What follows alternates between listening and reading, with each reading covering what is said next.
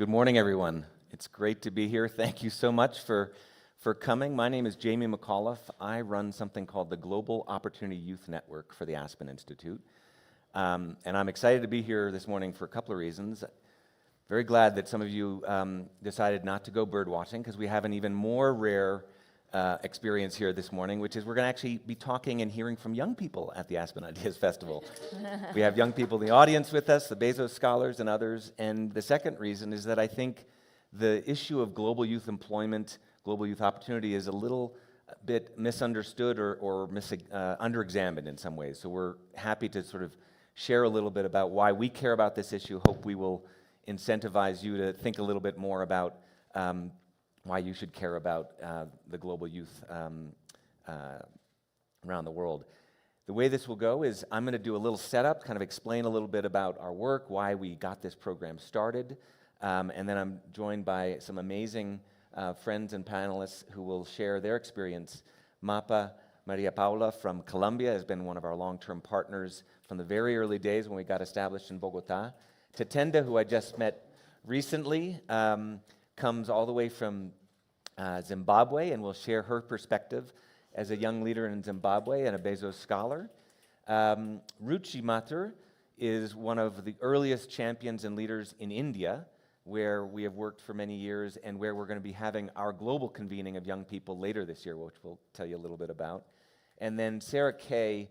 None of this would have happened without Sarah Kay. She was our earliest partner from Prudential, seeded this work, and has traveled around the world with us to think about how to establish the Global Opportunity Youth Network. So really happy to have this great group of people. We'll have a little bit of a conversation after I do a brief presentation, and then if there's time, we'll open it up to some Q&A, but we'll get started. So why should we care about Opportunity Youth, and who are Opportunity Youth? Let me first acknowledge the inspiration for the Global Opportunity Youth Network, which were a couple of things. I want to call out my colleague Steve Patrick in the back, who brought me into Aspen and who leads something called the Aspen Forum for Community Solutions, under which sits the Opportunity Youth Network and Forum in the United States. And they started 10 plus years ago to focus attention on a population that, as I said at the beginning, is often under-examined and underappreciated. Young people who are out of school and out of work or underemployed. There's some 5-6 million young people in that category between the ages of 16 and 24, and there's a whole network of communities here in the United States dedicated to advancing solutions with local partners for that population and with that population. So we were inspired by the work that they were doing around the United States to think about what we could do globally to work with local communities, young people themselves outside the United States, to try to move the needle on youth opportunities. So that's really what we're all about.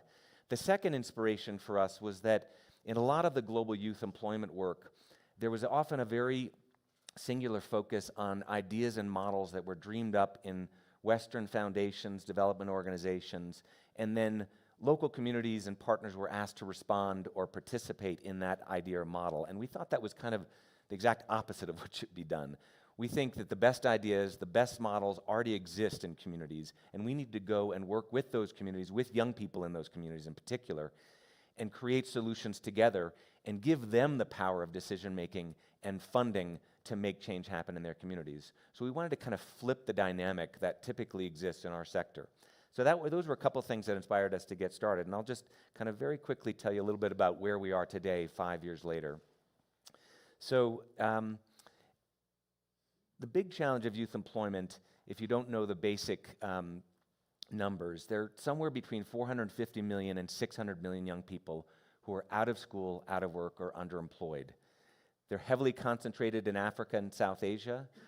Give you an idea, over the next several decades, Africa will become the youngest workforce in the world. In 2063, 50% of the world's workforce will be in Africa. India has more young people under the age of 30 than the total population of the United States. So we have this huge population, huge opportunity as well. They call it the youth dividend. If we can invest in young people to get connected to opportunity, to pursue their ambitions and aspirations, they will contribute to their communities, to their families, they will grow economies, it'll be better for the whole planet. So this is one of those kind of global challenges that, while somewhat kind of amorphous, is something we really need to get our hands around. And so we've developed a model we think is contributing to advancing solutions with community partners in these important countries and regions around the world: India, Africa, and Latin America. What's our vision? Over time, and we have a 10-plus year vision that we've set out for the Global Opportunity Youth Network, we want to ensure that Global Opportunity Youth have equitable access to dignified, productive, and sustainable entrepreneurship and employment pathways. We're doing this by mobilizing with Opportunity Youth, as I mentioned, as partners, and community leaders, like some of the folks you'll hear from today, to create collaborative, place-based system shifts that will advance equity and increase youth income, assets, and agency. And I'll explain some of those terms. That can be a lot of jargon: collaborative, place-based. We'll talk a little bit about what we mean by that. Even the title of this session was about the power of place, which we'll come back to. Overall, our goal is to create a tipping point of youth impact in each community. What I mean by that is we want to reach enough young people with solutions and supports that it will create a whole tipping point in the community for many more young people to access opportunity. And we think by getting to roughly 10 or 15% of the opportunity youth in any given community will create that momentum. And we're already beginning to see it in places like Bogota and Pune. And we'll come back to that as well. But overall, our goals over the next 5 to 10 years is to create a network of these communities and partners that's reaching millions of young people and connecting them to viable, decent work. And as I said, it's a 10-year effort. It was started 5 years ago. We're about the halfway mark, and we're aiming towards hitting some major goals by 2030 in line with the UN Social Development Goals, for those of you who know that framework. One of them is around decent work and a particular focus on NEETs, they call them, which we use the Opportunity Youth because the term Opportunity Youth because we want to give it a more positive asset framing. But NEETs stands for not in employment, education, or training. And they have a particular focus in those social development goals to address the needs of that population in particular, which is, as I keep mentioning, often underlooked. So opportunity youth, why do we use that term, and what does it mean? This is a commitment to really recognize young people as assets, as leaders in their own right, as people who have a voice in their own future and should be at the table. That's why I started the conversation by saying how excited I am to have young people on this panel, because we want to hear from them, their experiences. We're going to hopefully have time to hear from a couple of young people in the audience as well. So this asset-based framing is not just a trick. It's really trying to emphasize the aspirations and promise and skills and talent that young people bring to their communities. We also really want to emphasize the systemic problems that are affecting young people. Young people are not disconnected from school and work because of something they've done usually. It's usually the systems that have failed them. So what can we do to help work with systems to make sure they're places that young people can get the supports they need? The education system, the workforce system, obviously the justice system and other systems need to be systems where young people feel a sense of belonging, place, and get the kinds of supports that really connect them ultimately to what they want to do after they leave. Opportunities, by definition, are being failed by the systems in their communities. So we have a big focus on trying to work with systems to move the needle. And we really, obviously, are trying to work with young people in this population who are the most marginalized. So there's a big focus on women. Young women are 2 to 3 times more likely to be unemployed than young men. So a lot of our communities focus on really trying to close that gap. And other populations, the LGBTQ community. In Colombia, there's a big focus on Venezuelan migrants. So we also, with data and our partners, really try to understand who are the young people within that broader opportunity youth population that really need the most support. Just quickly, 5 years in, here's some of the progress we've hit to date. About half a million young people have been connected to opportunity. A subset of them have actually finished and connected to some form of work, and an even greater number over time will be tracking to see how their assets build as they grow businesses, as they work in as they work in informal sector jobs. We also have created a network of youth advisory groups in every community with 150 young people who are leading in their communities to create those solutions I mentioned from the beginning, and 68 youth-led projects. We have a youth innovation fund that gives young people resources to create innovations in their communities. And this is our network at this point. We're growing to 30 communities in India, Africa, and Latin America. That actually is an underrepresentation, but roughly 4 to 5 million opportunity youth reside in those communities. So that's the population we're trying to connect to and affect. And we're working with 10 leading youth employment organizations as our local partners in all of these communities. And you'll hear, as I mentioned, from a couple of them today. So that's the setup, just to give you a sense of who we are, what we're about, why we think this is important. But really, what I'm excited to do now is start to turn to our panelists and engage them.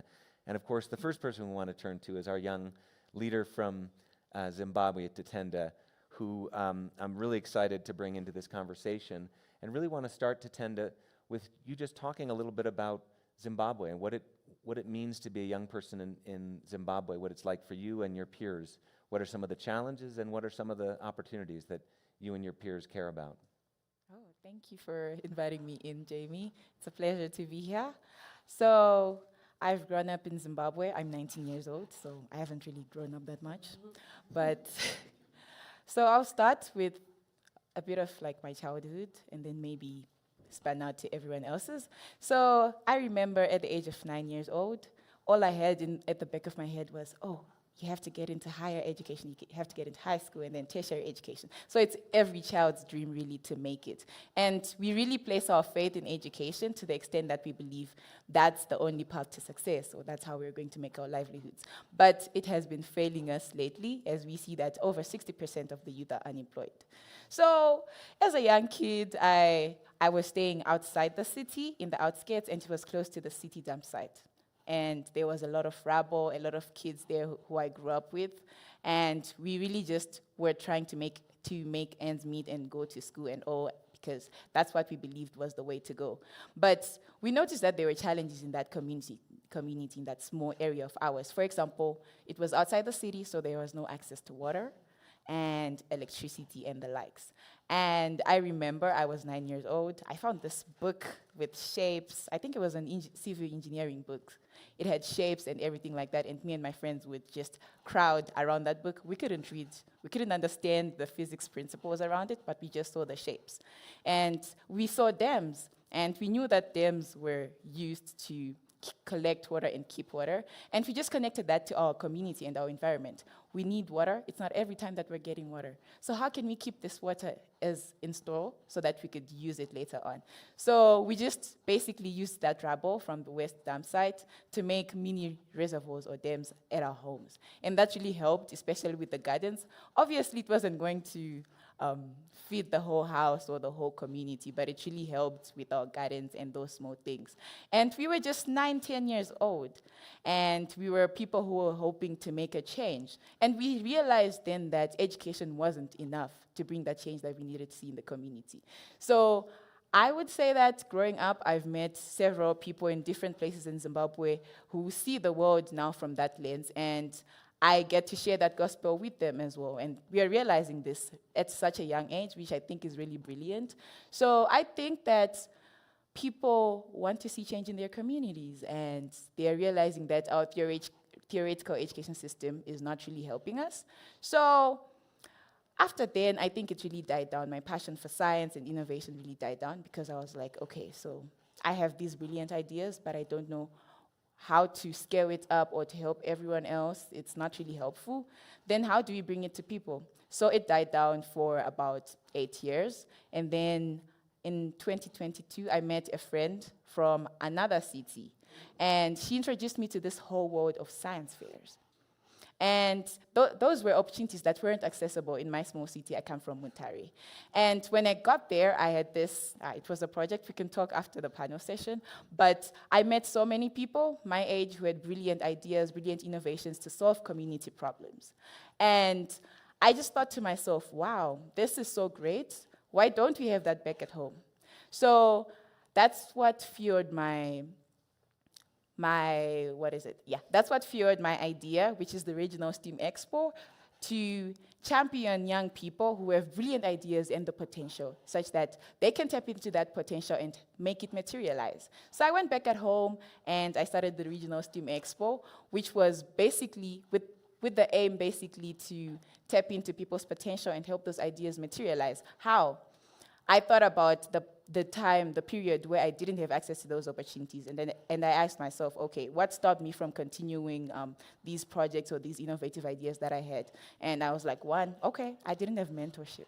So I didn't know where to start, how to begin, how to scale it up, what was the way to go, which is something that I realized was lacking in the community. And this is what I thought would be the solution. And then the second part of it would be just networking. So the Regional STEAM Expo came to me as a solution to the lack of mentorship and lack of networking opportunities. You'd get to network with experts and industry field experts who are well knowledge in these fields.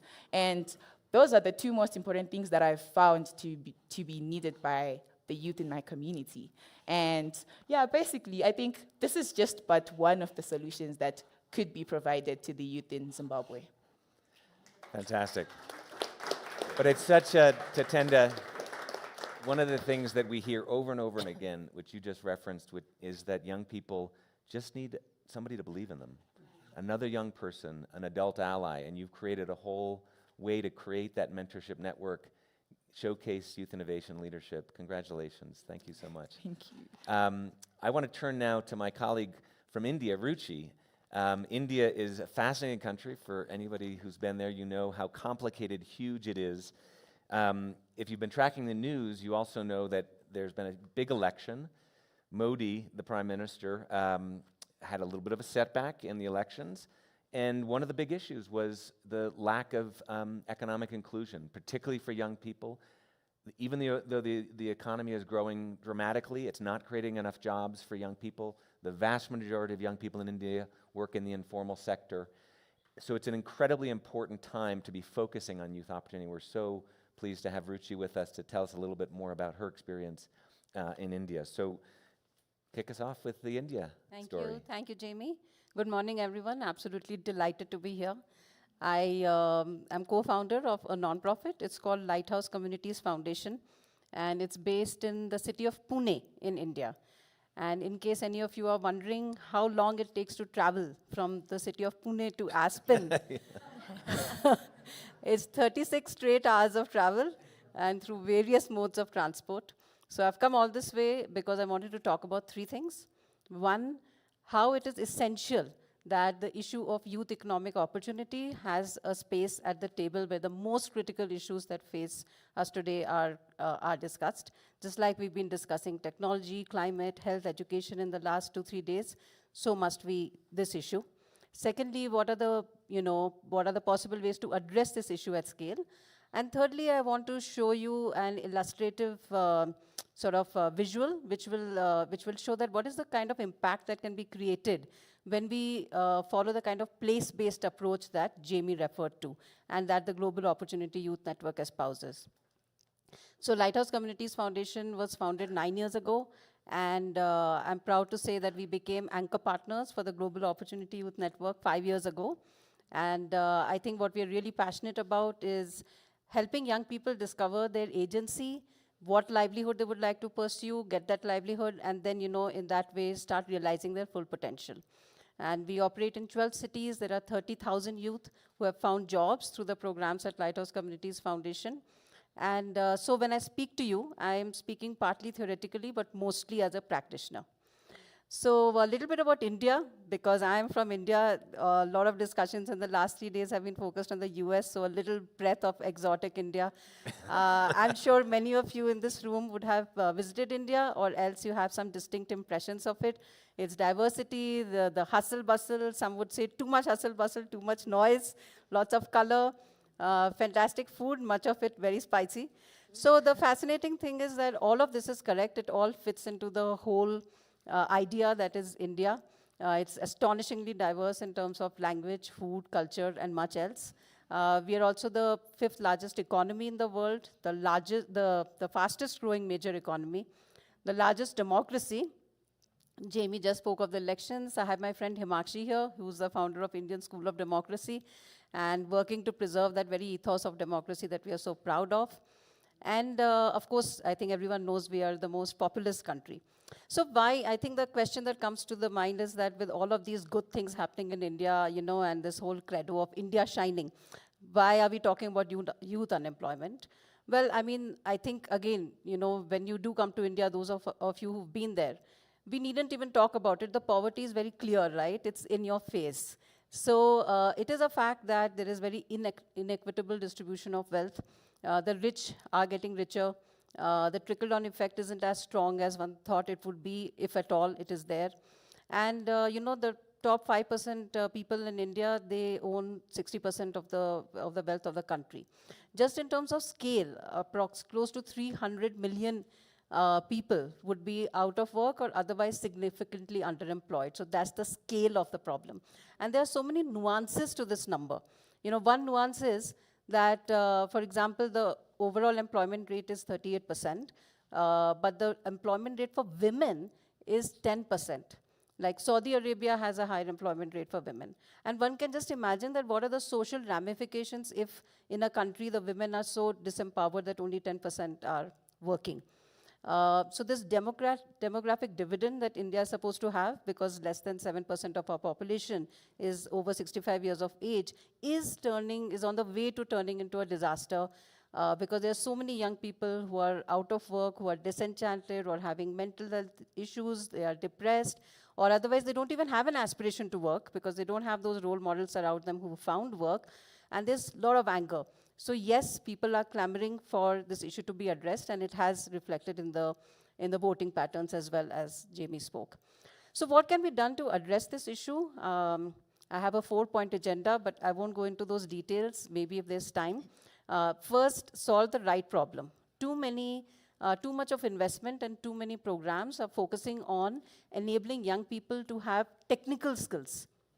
You know, so someone wants to be a chef, then they learn how to cook, or they learn how to repair a mobile phone and thereby attain that skill. But the problem to be solved is as much, if not more, that of building aspiration and the agency to make my own choices the way she did, and figure out what I want to do and what are the resources I need to actually make that happen. And most importantly, to have the resilience to also be able to sustain my job once I have it. The second solution is essentially to move the goalpost. So again, at this point of time, a lot of the initiatives and interventions related to livelihood are focused on the person getting a job. But you know, if you place 100 people at work today, the number of people who are likely to be working 1 year later, you know, that they haven't dropped out of that system, would be between 10% to 20%, at least in India. And that number isn't even known because it's not measured, because it's so low. People know it will be very low. So, but the goalpost has to be moved, and we measure impact in terms of lifetime earnings. Because if we are designing the programs for agency, resilience, and the ability to actually be able to keep my job or otherwise find another job for myself, if I you know, happen to lose that job, then that's actually the lasting change that we want. The third is to resolve the issue of demand and supply. You know, just yesterday I was reading in the news in the Times of India that the MD of Larsen & Toubro said that they are wanting 45,000 people for different jobs, you know, in IT and in construction. At the same time, it's well known in India that approximately half of the engineers who graduate, they are unemployable. So what is this happening? You know, these are deep systemic issues related to the quality of education, the kind of opportunities that people have, the lack of knowledge of which jobs are available, what I need to do. And in fact, these are the kind of systemic issues that Global Opportunity Youth Network is trying to solve. How can we build support systems for women so that they can go out to work? How can we influence government to do this? How can we influence government and donor agencies to focus on this aspect of enabling agency and looking at long-term impact, something that Global Opportunity Youth Network does brilliantly, and Sarah being the first such, you know, representing the first such donor, Prudential. It is amazing to have an investment in long-term impact. And fourthly, it's about this place-based initiative. So for that, I'm just going to refer to this map. So this is the city of Pune.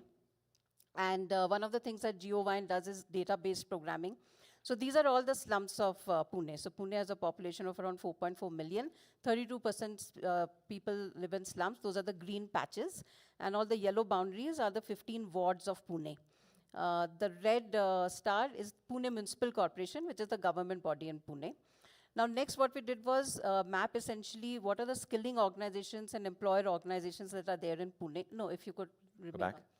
And so there are, in fact, close to 100 skilling organizations that we connected with, as well as, more than 7,000 employer organizations that today we are connected with in the city of Pune. And together, this forms an ecosystem, if we can go to the last slide. Yep. So here, you can see the red star, the government, the skilling organizations are mapped, the circles represent the employers, and the dots are the young people. So rigorously, because it's a place-based initiative, one is able to work with a collaborative and go slum community by slum community. So every green dot is the latitude, longitude of a household from where a young person is enrolled into the program. Every yellow dot means that they're doing vocational skilling, and every pink dot means that they are placed or self-employed. And this is the kind of rigorous approach that becomes possible only if you go deep in a place. And surely, if one is designing for agency, designing for the demand and supply equation to be matched, designing for long-term impact, and designing for this kind of rigorous approach, this can solve the problem at scale, city by city. Thank you. That was a lot, Ruchi. Thank you so much. Fantastic. And yes, the one thing I would say is that we're not suggesting that the place-based approach replaces all the other great programming and national strategies and skilling, but they're insufficient. And so this is really, it brings it to life when you can see the deep data work and engagement work that the Lighthouse has done with all of our partners. Thank you, Ruchi. That was terrific. So Sarah, you've been with me and a number of us on this journey for a long time. Prudential made a huge commitment to opportunity youth in the United States and globally 5-6 years ago, 180 million, is that right? That's correct. So you're in a great position to kind of reflect on what are you proud of? What do you think has really moved the needle for you and Prudential on this important global issue? And any lessons you want to share that relate to your experience working with our program and with the US network? Yeah, thank you so much, Jamie, and I'm so honored to be on this panel with everyone here. So as Jamie mentioned, back in October 2018, Prudential made a commitment to invest $180 million in Opportunity Youth. It was the largest corporate investment in this population, and as you can tell, these were young people who had so much potential, who just didn't have that opportunity to connect to a high-quality training program or an employment opportunity. And so our investment was supporting workforce development organizations, also looking at financial capability organizations to help young people build their assets and wealth to build that financial security. And it's aligned to our company's purpose, which is to ensure that everyone has the opportunity to achieve financial security. And so we have been supporting this population for a number of years. And one of the programs that we have been supporting was with Steve Patrick's program, the Opportunity Youth Forum here in the United States. And that community has grown to over 40 communities across the United States. And so in conversations with Steve's team, we were like, can we take this model internationally? And that's how the idea of the Global Opportunity Youth Network was born. And now you can see the great examples of what's happening today.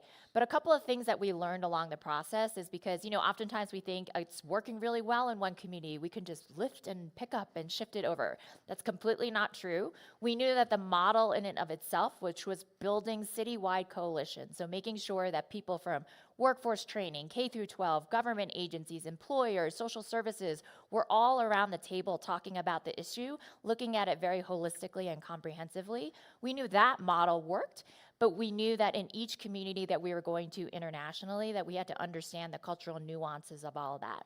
So place, whether you're in the United States or internationally, the nuances of who are the stakeholders there, what are the employer tracking trends in terms of what are the job opportunities, all of those things are really important to making sure that we're making this type of model work in each of the communities that we're in. And the second thing that I would say is, I think you all know this if you're here in this session with us, is that youth voice was so incredibly important. We knew from the very beginning that we wanted to make sure that we were centering youth voice. That's a core component on the US side. And so internationally, that was a core component to making sure. But to see the innovations and the solutions that are coming out of these young people would be beyond your imagination. We all know that these are our future leaders. They're going to be the ones that are going to be leading our countries and our companies and nonprofit organizations. And so this was an opportunity to give them to think about the solutions that are going to impact them. I think there's always that phrase that solutions should not be made without me at the table, because they're the ones that are experiencing the challenges on the ground. And so you can see the examples that we have here, but all of those things, it took a lot of design and feasibility. I think we spent 1 year making sure that this was something that the international community would embrace, that different communities would be interested in. But then also, we would go into certain countries and think, okay, we're going to work in this city because it's the capital of that country, and realize, no, that city is not really interested in this model, or the stakeholders are not in a most collaborative working way. Some of them are too competitive. And those were learning lessons for us as well, too, to make sure that we are going into a community that's ready for this type of model, but that everybody at the table is interested in working with each other and lifting up all boats in that sense. Yeah, fantastic. No, it's an amazing commitment, and really proud to have you as a partner. Thank you, Sarah. Mapa, you were one of the very first people I met in Colombia. You've been with us again since the beginning, and you bring such an interesting perspective to this work as a young leader in Colombia yourself before you even met us. And now, you've grown up with us, and you're leading huge parts of our work in Bogota. So I would love for you to share a little bit of your experience in Bogota. Tell us a little bit about the Bogota, Colombia environment for young people and your own journey to this work. Okay. Well, hello everyone. Thank you for being here. My name is Paula, but everyone calls me Mapa. That's my true identity. I'm from Bogota, Colombia. Bogota is a city of almost 9 million people, and we have 1.8 million young people, from which more than 500,000 are disconnected from opportunities. My journey started in 2016. I was out of work because my mom got sick. Then she got better. She's okay, thanks God. But I had all this free time, and I didn't want my career to stop, or my impact that I wanted to have to stop. So I started to do voluntary work, some of it, some of that, and then I won a scholarship to go to One New World, that is this big summit for young leaders across the world, and I went there. It was in Bogota, Colombia, and I was so inspired, but all I could think was, why just me? I mean, there's a lot of young people in Colombia that should be in these spaces that they can't, because they have to be sponsored. So why not do something like this in Bogota? So I started an NGO to identify, inspire, empower, and connect young Colombian leaders that had projects or wanted to have projects in the SDGs. And I worked with more than 5,000 young leaders in Colombia for 4 years, and amazing young and not so young leaders in Colombia. And then I had a call to be in a dinner for this new program, the Global Opportunity Youth Network. And I remember that I was in a dinner, I always mention this, surrounded by a half of powerful adults from Colombia, and the other half were powerful adults, like internationally. And I was the sole young leader, the sole representative of the whole Bogota young leaders. And my now boss in Colombia the whole dinner was like, now we're gonna hear from the young leader. And I was like, and I was eating my dinner, like, at least it's gonna be a nice dinner, everything is gonna be okay. Until one guy started, like, he's now part of our steering committee 5 years later. And he was like, I don't understand, why are we working with young people if they don't wanna work nor study? I mean, the opportunities are there, they don't take them. We gave them scholarships, they don't take them. All they wanna do is travel, all they wanna do, they have is easy money. And even though I have my NGO, it's voluntary work. I mean, I was unemployed, and I was like, then give me a job then. And I remember that I was like, now I'm ready. And I started, I'll tell you that. yes. It's telling now. And I started to tell him and everyone, like, the data I knew about young people. And I started, like, young people are this % of unemployed people, this % of victims of the armed conflict in Colombia, this percent of the victims of sexual crimes, this percent. And I finished, and they continued. I mean, it was like, okay, next. And I was like, okay, we have a say in Colombia, like, there's not going to be a second date, but at least he knows now the data about young people. And then they invited me to the first workshop, so I was like, okay, I did something right. And they told me, like, yes, that was what we want to tell him. And I started, and I was offered a job.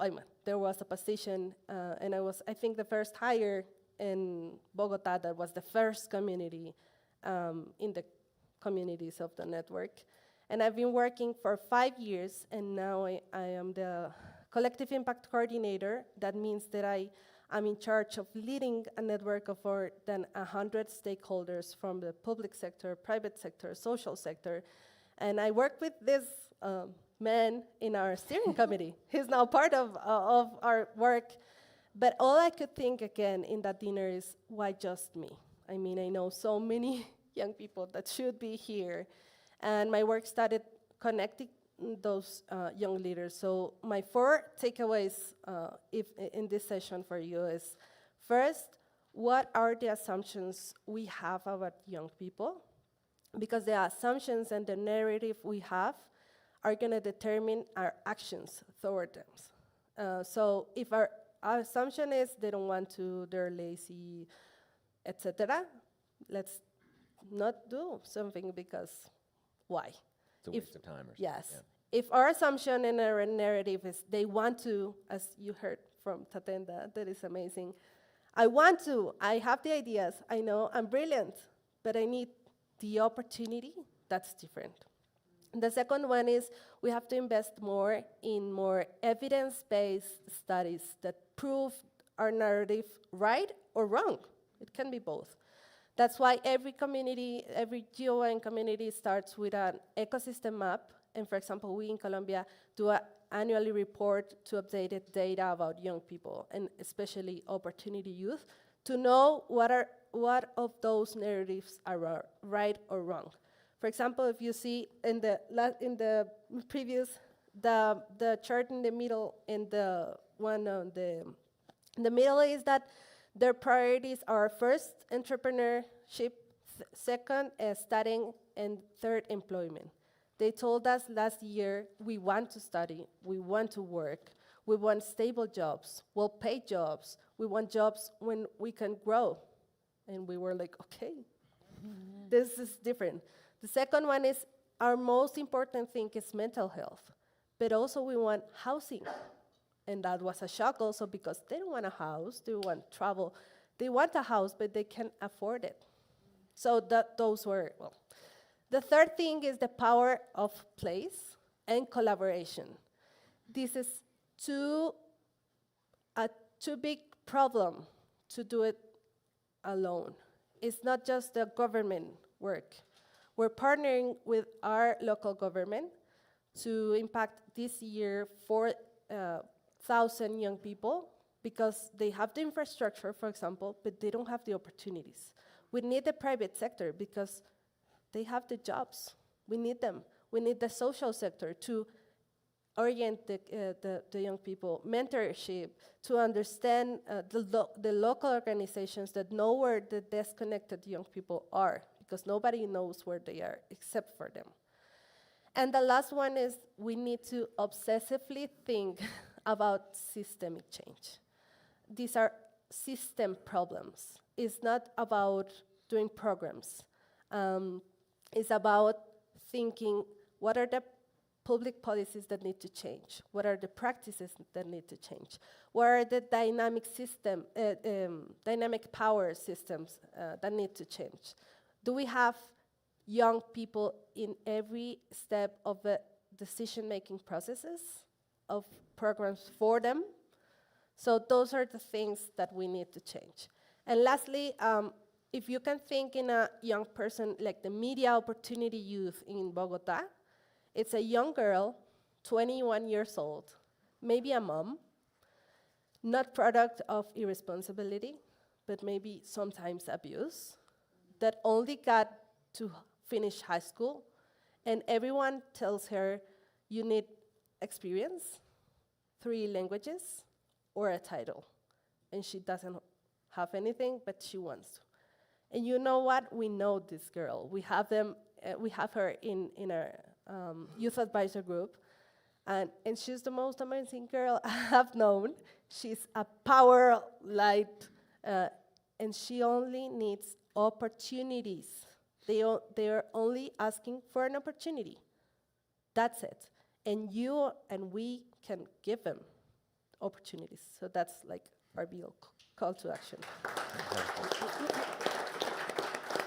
It's just amazing to see how the work has evolved and how young people have just taken up their leadership in Bogota. Just recently, you worked with young people to present to political candidates their recommendations and priorities for the next government, and every candidate met with them.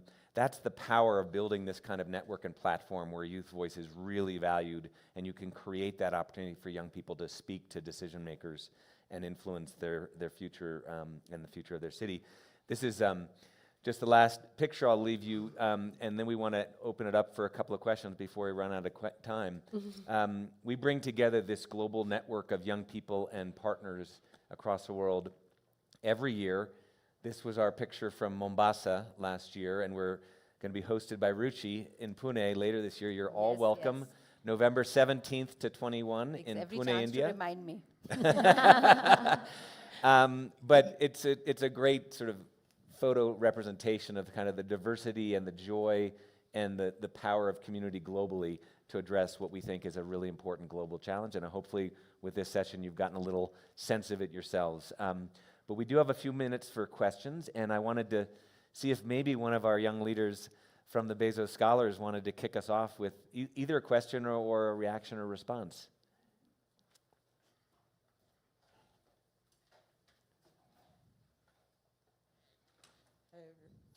Hi everyone, can you hear me? Yes. My name is Amani. I'm a Bezos scholar from Uganda, and I go to the African Leadership Academy, which is sort of a youth opportunity for us, because when we go there, we get to learn about entrepreneurial leadership and how to create change in our communities. So as a part of that program, we have a Build in a Box program where we take the lessons we've learned in class and spread them to the youth in our community, which is similar to the tipping point you spoke about, and another way we spread youth opportunities. So a key part of Building a Box is the fact that we, the students, get the opportunity to teach the different youth in our communities about entrepreneurial leadership, the build mindset, which is believe, understand, invent, listen, and deliver for social entrepreneurship. So I wanted to ask at Global Opportunities Youth Network how you integrate youth participation in the on-the-ground events that you have. Yeah, thank you. Great. Mapa, Ruchi, do you want to?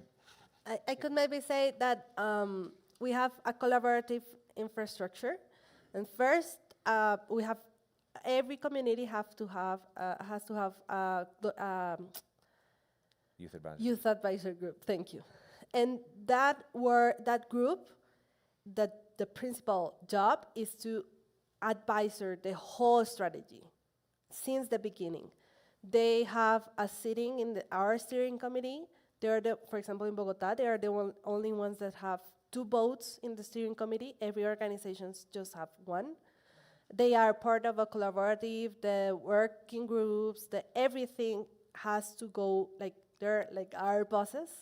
Is this okay? I mean, if you have a pain for 10 years and somebody says like, have you tried drinking water? It's like, they know what the dynamics and the problems are. So if they're involved, and the other thing is that the advocacy that we do and the thing that we do is with them.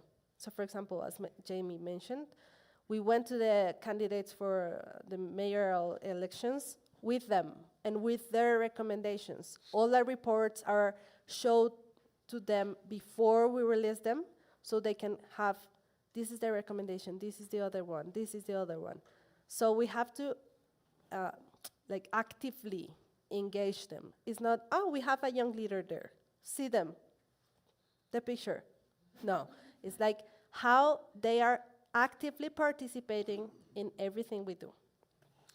one of the other things I would just mention to your question, to your example of the great entrepreneurship work that you're involved in, is that one of the reasons we say the power of place is that not everywhere has the same mix of problems in terms of young people connecting to opportunities. Some it's about skilling and education that will connect you to jobs in the formal sector, but a lot of it in places like Mombasa, Zimbabwe, I imagine Uganda, is about creating opportunity, right? Creating jobs, creating entrepreneurship. So important to have young people themselves participating and thinking about what are the kinds of livelihoods and entrepreneurship pathways that they see that are viable, and figure out the various ways that institutions can support that with funding, with access to mentors, networks, and markets. So we do a lot of that work with our partners across the network. So we're running pretty short on time. We have, I guess, one more question we can answer or comment. Manuel, nice to have you. Hello, my name is Manuel Carvajal. I also come from Colombia. I think it's amazing the work they're doing, but I think we're going downstream. I'm going to put some data on the Colombian situation. In Colombia, we have compulsory schooling, and the statistics from the result of the schooling system is that if 100% of the students start the schooling system, they finish only 45%.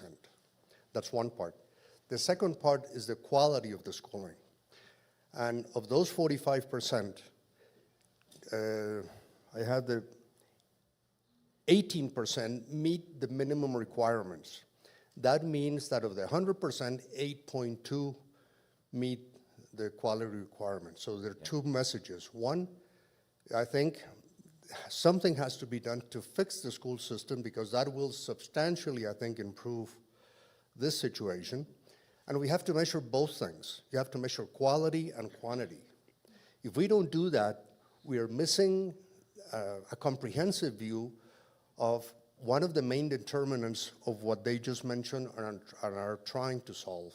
Right. And I think this combination of trying to see how many people, if we have compulsory schooling, if only 45% finish and 55% leave, that probably feeds a lot of these type of problems. Yeah, you're absolutely right. And I think it is critical to try and see, okay, what can we do to help the people that have either left school or not got a good education. But if we don't try to fix the other one, we can keep fixing this forever. So my message is to try to see what are the upstream effects that we're trying to solve. Yeah, it certainly is a both end, right? I mean, and there's a lot of work that's going on in the United States and in many of our communities to work directly with the education system to figure out how to prevent young people from becoming opportunity youth and leaving school early. So that's incredibly important. I'm glad you raised that. We should have mentioned that more prominently. Yeah. I know we're out of time and people have to get to the kickoff session. We're really appreciative of you taking the time with us this morning. I hope this was competitive with the bird watching you missed in terms of experience. But really a pleasure, and thank you to all of our panelists. Let's give them a big round of applause.